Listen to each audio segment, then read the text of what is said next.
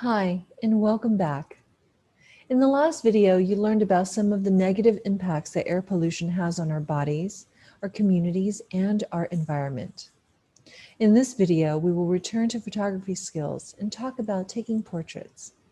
We will then wrap up this lesson and discuss how photographs function in our society, so that by the end of this series, you too can exercise your powers as photographers. So, let's start with portraits. Very simply put, a portrait is a photograph of a person. Unlike a snapshot, a portrait has some thought and meaning behind it.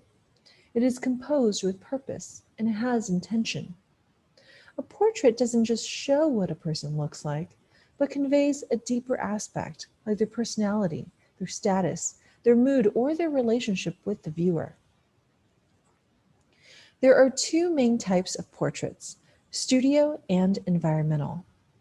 A studio portrait has a clean background, often with nothing in the photograph except for the person being photographed. For this reason, it is often done in a studio, but any clean background will do.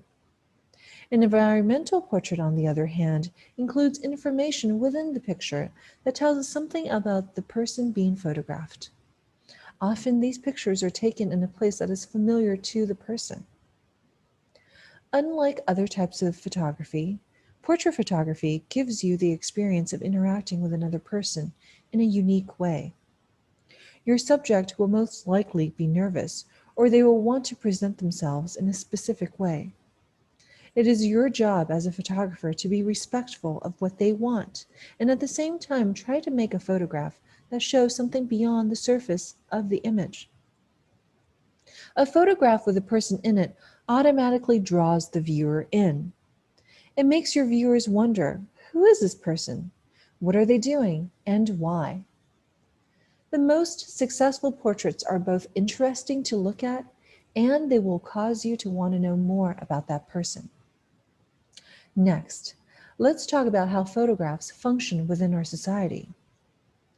Photography has been around for about 220 years and has become an integral part of our lives. We use it for artistic expression, to record history, for scientific documentation, and in advertising.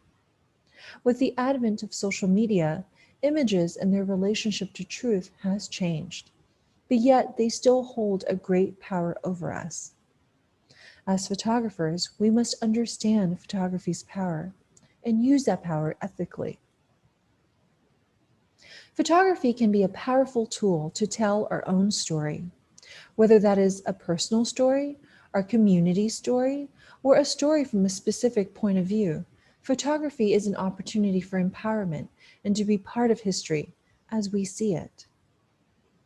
In media and entertainment, minority communities are often portrayed with negative stereotypes. Photography gives us an opportunity to reverse some of that by showing our communities in a positive light and with dignity. Photography is also a powerful tool in making real change. By addressing concerns not covered in the mainstream, we can use images to evoke emotions and tell stories that people may not even know about. Finally, it is important that as photographers, we find our agency. Photography not only teaches you about the world, but it also teaches you about yourself. Photography gives you an opportunity to revisit experiences, sometimes even years later, to see how they have shaped you. And it can be a guide to help you shape the life that you want to live.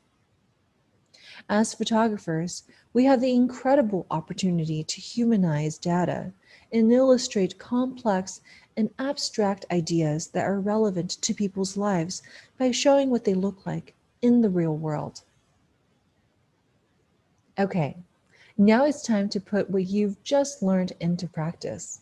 Complete the activity section in this module, and we will see you in the next video, where we wrap up this series by discussing how to address air pollution and climate change. We will also talk about some actionable steps that we can all do in our lives to better the world all around us. See you in the next video.